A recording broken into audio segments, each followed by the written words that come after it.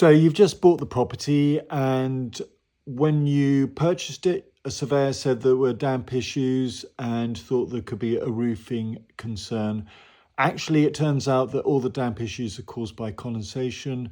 That isn't to say that there isn't a risk of roofing issues, but the problem you have is one, there's no kitchen extractor fan, and in fact, you're missing the kitchen door, so any vapor produced when cooking will just find its way around the rest of the flat. And although you can open the Velux up, it's hard to reach, and therefore you're not always able to open it up.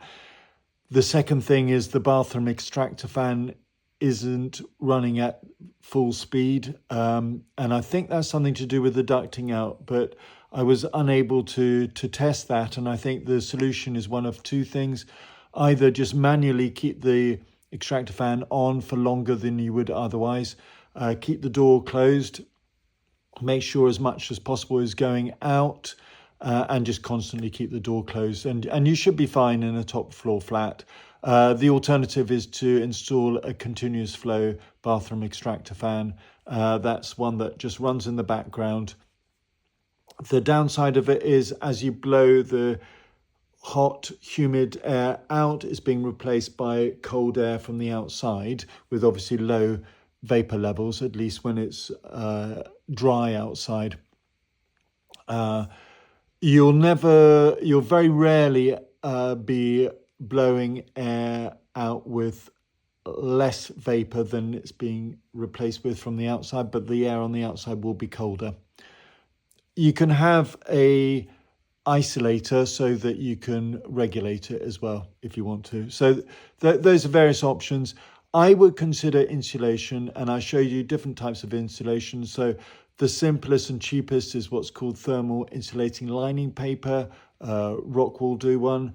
A more expensive solution is the one I also showed you with Space Therm or using PIR. The problem with PIR is you've got a risk of condensation forming behind the PIR. It's a sort of plastic, and therefore it's not vapor permeable. And I showed you a solution where you've got half one, half the other, so you can keep your costs down, because the regular costs are something like 10 times more for Space Therm than PIR. PIR includes brands like Celotex and Kingspan, and obviously you've got different thicknesses. The other thing is Space Therm is much thinner for the amount of insulation you get.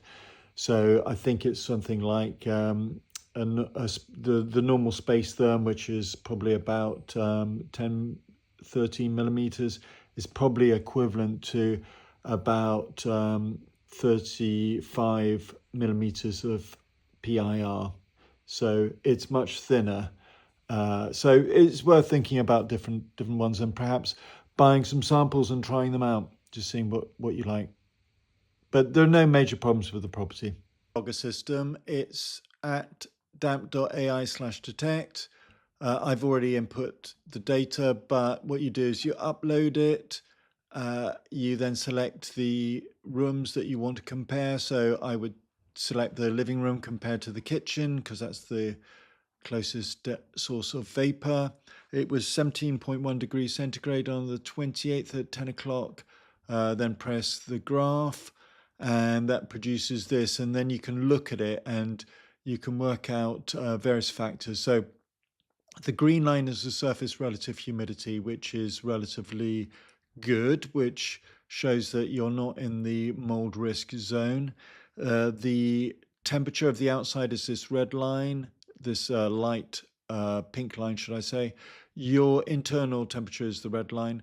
Your internal dew point, this is the all-important dew point line. It tells you how much vapor is in air, and that's more or less below the outside temperature most of the time. So that's good. And then the external humidity is this line here, so, as the external dew point line. So perfect ventilation, you would be replacing internal vapor with external vapor, and you're pretty close to it. So I'd say that's pretty good. So this line here is a dew point differential line, and this tells me when you're getting more vapor in one room compared to the other, and you are getting more vapor in the kitchen, which suggests that there is insufficient ventilation there. At times, well, the ventilation may be improving. So when you get spikes in the room that you're looking at, it shows me that there's excess vapor. And this despite the humidity, the dew point coming down. So you obviously good ventilation there at that stage. So you're replacing internal air with external air, and then you've got vapor being generated and then ventilation. So that looks like it's working correctly, but it's what happens in winter that's the most important thing, because from autumn through to spring, you have cold nights and you can be generating lots of vapor during the day. You can even have the doors and windows open during the day, keep the humidity, the temperature off at night. You've built up the vapor internally, haven't ventilated and haven't heated, and you can end up with cold walls, particularly above a subfloor void or cold water pipe, or just any pipe, or poorly insulated or area of poor thermal currents, poor air movement from the radiator, and you can get spikes in the surface relative humidity causing mold and or condensation. So keep an eye on it, use it through the year. I try and keep it up to date periodically, but I put in the external temperature. You can put in your own external data as well by just clicking on this, and you have to use your own external data logger, but say this was the external data logger, you could just use that, and that is now producing the using the kitchen information from the kitchen.